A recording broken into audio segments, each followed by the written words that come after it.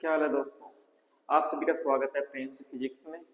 तो हम स्टार्ट करेंगे 10th क्लास का जो चैप्टर है light reflection and refraction. Today just an introduction. आज तो बस इसके बारे में थोड़ा सा बताएंगे। इसके बाद में रेगुलर बेस पे आपको पूरा चैप्टर मिल जाएगा धीरे धीरे टॉपिक्स वाइज। ओके, तो अपने चैप्टर का नाम है लाइट रिफ्लेक्शन एंड रिफ्रैक्शन। इसके अंदर सबसे पहले हम पढ़ते क्या है, जनरल इंट्रोडक्शन में हम इसके लाइट और लाइट का नेचर है, फिर मिरर क्या होता है, उसके बाद में हम पढ़ेंगे इमेज क्या होता है, फिर हमारा फर्स्ट पोर्शन स्टार्ट हो जाता है जिसका नाम है रिफ्लेक्शन। रिफ्लेक्शन के अंदर हम लॉ ऑफ रिफ्लेक्शन पढ़ते हैं सबसे पहले, उसके बाद में हम पढ़ेंगे रूल और इमेज फॉर्मेशन, यानी कि जो मिरर है उसके अंदर इमेज कैसे बन रही है और आपको कैसे ड्रा करके बनानी है। इसके बाद में आएगा पोजीशन ऑफ इमेज, यानी कि अगर हम ऑब्जेक्ट को कहीं पे रख रहे हैं तो उसके रिस्पेक्ट में मिरर के अंदर इमेज कहाँ पे बनेगी, ये करेंगे। Okay, after this mirror formula से हम बेसिकली करेंगे क्या, मिरर फॉर्मूला से डिफाइन करेंगे डिस्टेंस कि अगर ऑब्जेक्ट मेरा इतने सेंटीमीटर पे है तो मेरी इमेज कहाँ पे बनेगी। अगर मेरे पास इमेज और ऑब्जेक्ट की डिस्टेंस है तो फोकल लेंथ क्या है, यानी कि डिफरेंट एस्पेक्ट फाइंड आउट करेंगे। उसके बाद में आ गया मैग्निफिकेशन। मैग्निफिकेशन का मतलब है कौन सा मिरर किस इमेज को कितना इनहेंस और डिहेंस करके बता रहा है। Okay, after this there is second part which is known as refraction. Refraction को जानने से, रिफ्रैक्शन का लॉ ऑफ रिफ्रैक्शन तो आप पढ़ चुके हैं, ठीक है, 8th क्लास में आया था, बट हम फिर से पढ़ेंगे। और उसके बाद में आएगा मीडियम। मीडियम का पता होना जरूरी है, ठीक है, इसके रिफ्लेक्शन को पढ़ने के लिए। उसके बाद में लेंस और root for image formation, position of an image, same same चीज है।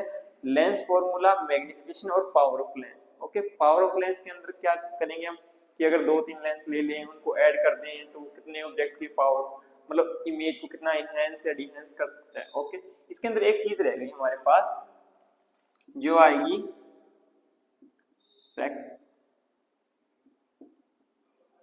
रेक्टेंगुलर स्लैब के अंदर कैसे मूव करती है अपनी बीम ऑफ लाइट। ओके, तो ये हमारे पास अपना जनरल इंट्रोडक्शन है कि हम कौन कौन से टॉपिक्स कवर करेंगे। इसके अलावा इसके कुछ न्यूमेरिकल्स जो बनते हैं एनसीईआरटी के हैं वो हम जरूर करेंगे। पहले हमें ये बताना चाहिए कि लाइट क्या होती है। लाइट क्या होती है? लाइट है, it is a form of energy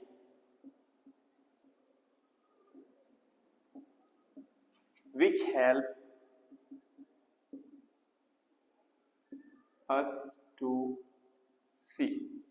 ठीक है, तो लाइट क्या है? एक एनर्जी की फॉर्म है, ठीक है, लाइट क्या है? एक एनर्जी की फॉर्म है जो हमें क्या करती है, देखने में हेल्प करती है। जैसे कि अगर कमरा बंद हो और लाइट भी बंद करते हैं तो अंधेरे में कुछ नहीं दिखाई देता, लेकिन अगर वहां पे लाइट है तो हम सब कुछ देख सकते हैं। तो लाइट हमें किस चीज में हेल्प करती है? देखने में। इस जो संसार है, आप देख रहे हैं मेरे को, मैं आपको देख रहा हूँ, ये सब किसकी हेल्प से है? लाइट की हेल्प से है। इसके बाद में आ जाता है नेचर ऑफ लाइट।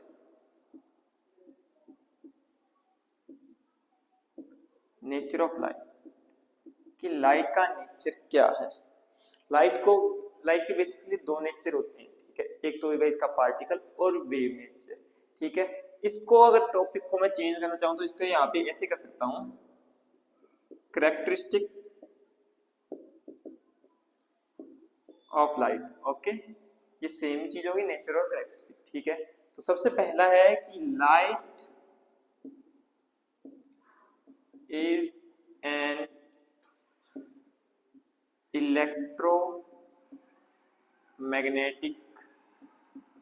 वेव। सबसे पहले लाइट क्या है? एक इलेक्ट्रोमैग्नेटिक वेव है। आफ्टर दिस लाइट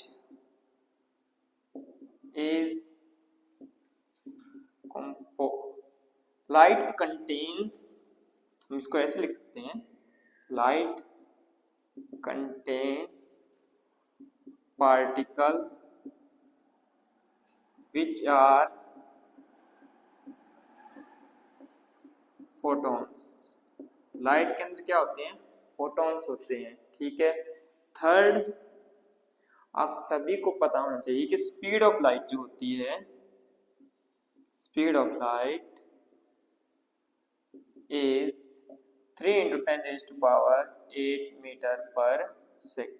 तो ये जो स्पीड है लाइट, स्पीड ऑफ लाइट, इसको हम अभी तक की डिस्कवर जितने भी स्पीड्स हैं सबसे हाईएस्ट स्पीड किसकी है, लाइट की स्पीड है। Okay, after this fourth property of this is it create shadow. ठीक है, लाइट क्या करती है, शैडो क्रिएट करती है। Okay, and the fifth property it moves in straight path. Light हमेशा कैसे जाती है, स्ट्रेट पाथ। ओके, अगर लाइट स्ट्रेट पाथ ना जाती है तो हम कैसे प्रूफ करेंगे लाइट स्ट्रेट पाथ। आप कोई भी ल्यूमिनस ऑब्जेक्ट लो, ल्यूमिनस ऑब्जेक्ट कौन सा होता है, जो क्या करे, रेडिएट करे लाइट को, जो लाइट को छोड़ता है उसको हम क्या कहते हैं, ल्यूमिनस ऑब्जेक्ट।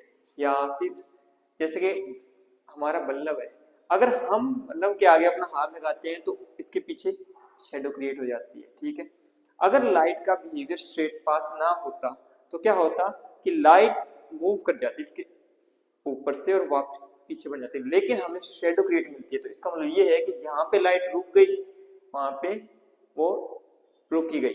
ओके, ठीक है, तो ये कुछ एक प्रॉपर्टी थी। इसके अलावा इसके कुछ फिनोमिना हैं लाइट के। ठीक है, लाइट के कुछ फिनोमिना है जिसमें हम पढ़ते हैं रिफ्रैक्शन, रिफ्लेक्शन, ठीक है, और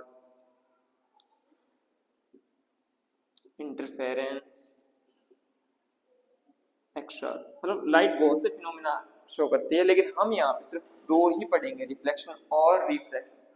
बाकी के जो इसके फिनोमिना है लाइट के, कि लाइट का जो नेचर है, ये आप पढ़ोगे +2 के अंदर। ओके, और इसी के साथ करते हैं आज का लेक्चर खत्म। आई होप आप सब ये लिख लेंगे जो भी हैं और नोट्स स्टार्ट कर देंगे साथ ही साथ।